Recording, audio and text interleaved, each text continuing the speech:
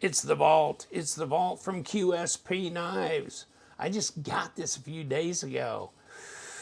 It's a Lundquist design. You know, the guy that did the variant. I had his variant, PE Production Edition. He's done the variant. He was making them at his home, right? And then he went in and had a production edition made. And I think it was QSP that was the OEM on them, right? And then there was the variant in titanium and the variant in various iterations or variants. The variant in various variations. Say that a lot of times in a row. Okay, but this is the vault, and this is Lundquist design. He's doing with QSP. And you can get this in like a green micarta and a couple of other things. You can look it up. I'll give you the link to QSP Knives. Check it out. I know it's, you know, it's 14C 28N, so it's not Magna Cut or anything, but it's not Magna Cut price either, right? And we will look possibly at a partial disassembly, because this to me looks like a crossbar lock with different types of operationals here, but and so I can't take this off from this side, and but I may open it up so you can see the Omega springs or whatever's in here and how they're hooked up. And obviously, yeah, that seems like bearings to me. And it comes in this box, the vault, silver bolstered, tan micarta. You know, I could put a magnet to this, but it's gonna feed through to the steel, and so it's gonna be magnetic. Yeah, of course. Here comes all the stuff. Here comes the stickers. All right, you got the stickers, and then you got this. All right. Oh, that's an aluminum. Okay, it's not titanium, it's aluminum. Micarta, aluminum, and then steel. There you go. That answers your questions right there. This is nice that they have these in their boxes and they do this. Yeah, that's, I like that. And, you know, I got the unicorn as well. And this is really neat. This reminds me a little bit of the canary, the folding canary, but it's different. It's distinctly different. I think this is an in-house design, okay? But check this out. I think this is 14C as well. So check this one out on QSP as well. But I'll do a different video on this one. We'll talk about that. Very budget friendly and very fidget friendly. But here we got the vault. Okay, lunium. Lunium. Not titanium. I don't know. I mean, I usually assume it's titanium if it's not steel, and you don't see many of these bolsters that are all steel, especially if it's sitting over a steel liner. Yeah, because they are nested in here, aren't they? Hold on. Yeah, it is nested in there. Well, we'll know more when we do a disassembly. But this, you know, definitely hooks into the Lundquist design, does it not, of his variant? And I like the variant, and I was, just before I was turned the camera on to talk about this, I go, oh, I'll get my variant out, and we'll look. I couldn't find it. I just couldn't find it. And I give up sometimes. I just go, okay, it's too crazy. It's not worth it. I'm not going to drive myself insane. I don't know where it is. I know I never sold it or traded it because it wasn't worth that much. You know, it was maybe a $40, $45, you know, it was G10 and 14C or something. But, and I like the design so well, you know. And I'm sure Jacob Lundquist will be there in Atlanta. So will Justin, probably. Justin Lundquist did a lot of stuff. Oh God, I mean, different knives for Kaiser and this and that, different designs, etc., etc. You know him from the Feist or Yeah, the Feist front flipper and all that kind of stuff. But then there's Jacob Lundquist. So Jacob and Justin are two different people. And I had a guy get confused on that. And there's times I can get their names mixed up. Ambidextrous thumb studs. Okay? Ambidextrous thumb studs. So fidget friendly, I mean, just boom, boom, boom, boom, all that. Okay, so now, piece of paper time, because they're supposed to be knives. I know Barry King News, right? Oh, ooh, that was nice. Hold on. Oh, that was good. And this is all bent up. Wow. Okay, yeah, there's a good edge on that one. That is a little better than normal for factory edge. And it's a satin grind. And it's micarta. Deep carry pocket clip. Can you flip it? Well, of course, it looks flippable because of that, right? And so you can probably take your little either number 6 or number 8. I don't know which one this is. Is this a number 6? Yeah, I think it is. It's a number 6. Bing, bing, bing. Flip it around, right? Okay, then you just flip it to this side. And whoop, whoop, whoop. Don't get too carried away. Just put it there and do it like that, right? Now you got the clip on the presentation, what I call the presentation side, but so left or right hand. And it's really easy to do. Just take your little number 6 Torx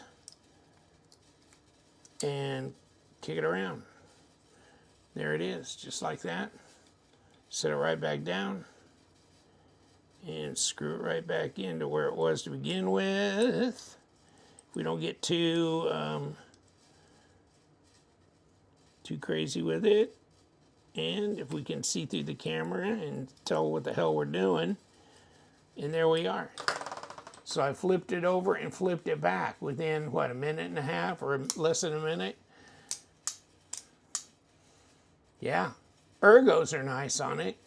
Well, I mean, Justin, he's been designing knives and making knives, right? Started out hand making the variant. And so he's, you know, he can do this. And nice little choil up front here. How big is the knife? 3 1/4. Blade length, and are we talking 7.5? Close to 7.5, 7.45. Overall length at 19 centimeters.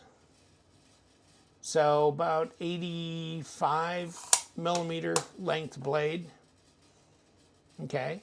I mean, I don't think I've ever seen him make a knife bigger than this one. Have you? I'm not aware of one that he's ever authored, either with just a design collaborative or made directly.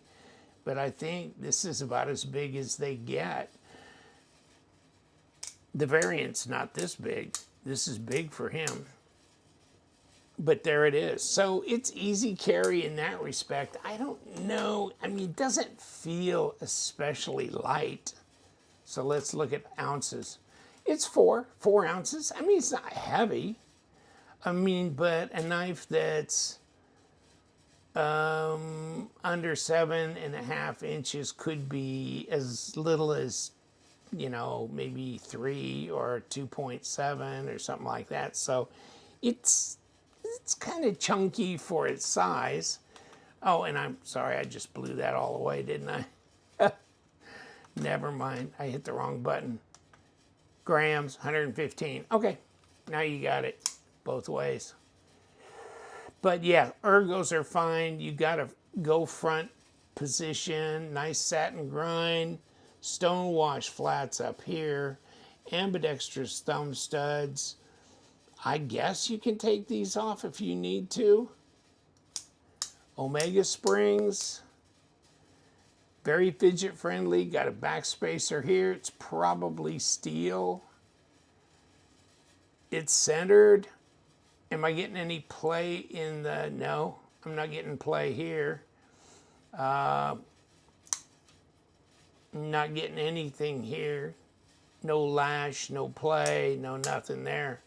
So yeah, and centered, so we're good. Fit and finish is nice on QSP, and you know, they're an OEM as well. If you want to contact them about an OEM project, you know, feel free to do so.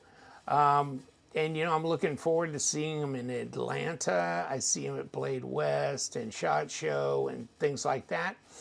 But they're always there, and they've made some good ones. They really have. Do you like that full-size Canary fixed blade? Woo! That's a good looking design too. And then they made the Canary little tiny neck knife.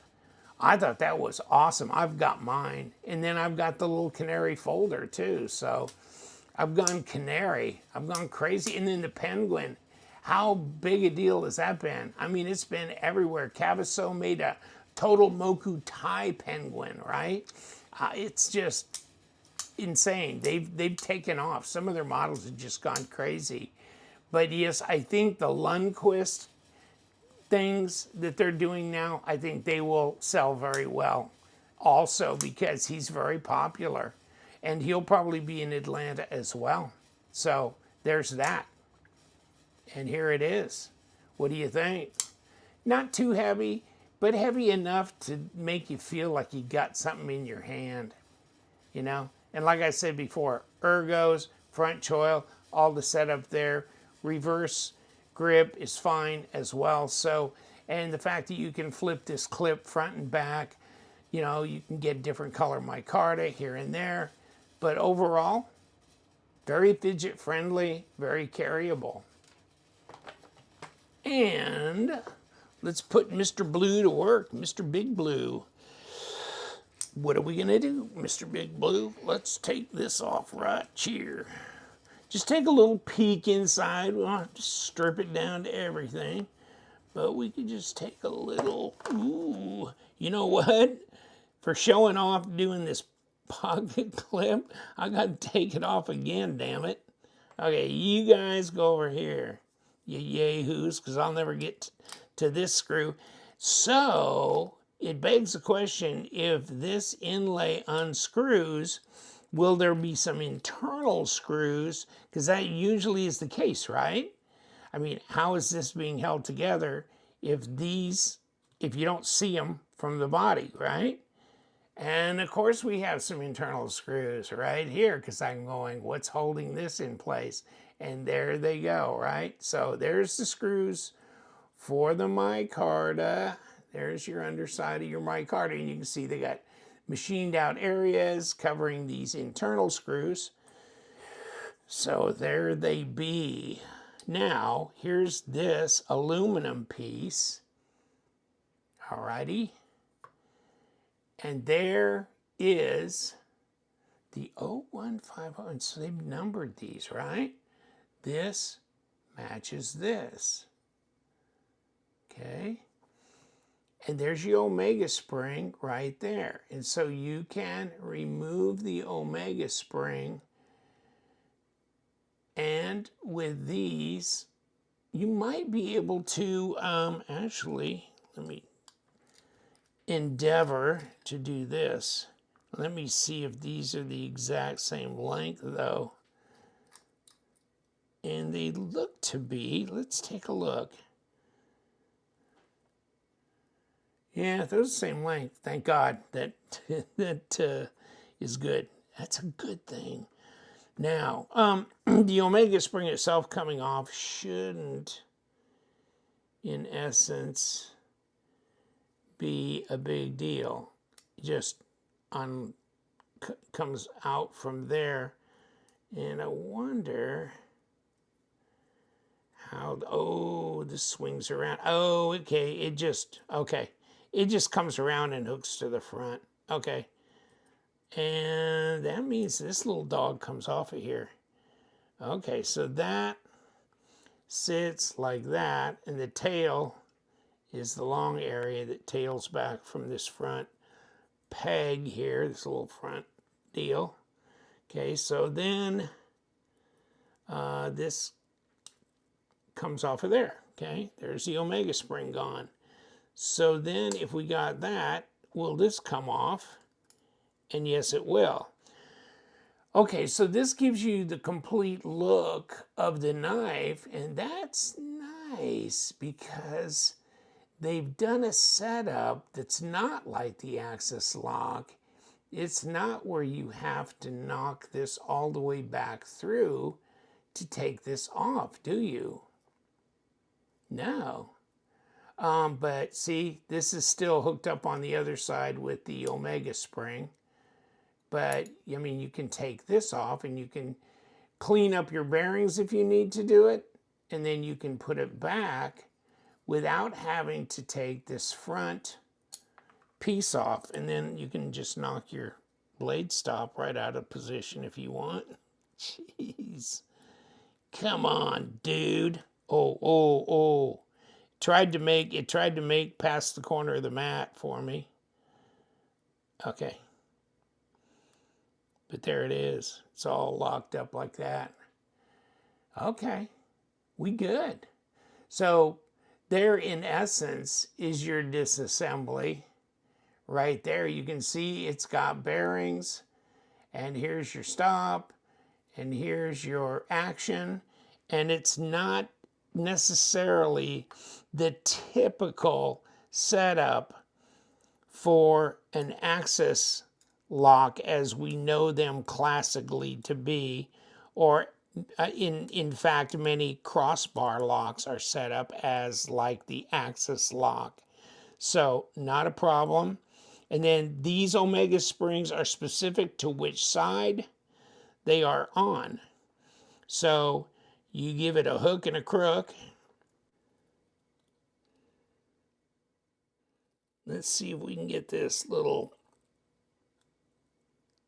dog hooked up. Here we go.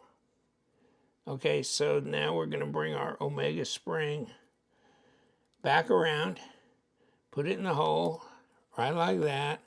Then we're going to jack this dog on top of it,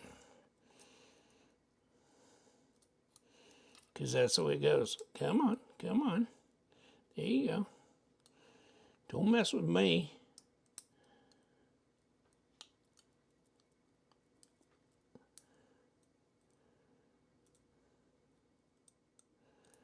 Okay, whoop.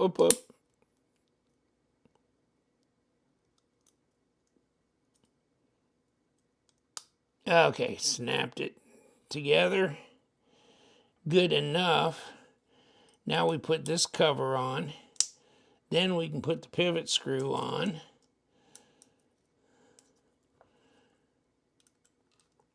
No, this is not near as difficult as the typical Axis lock / crossbar lock setup. So kudos to QSP for getting this thing done. This makes a lot more sense in the way they did this. And there we go, Vault by QSP. Check it out, see what you think. Thank you so much. We are LuvThemKnives. You guys stay sharp.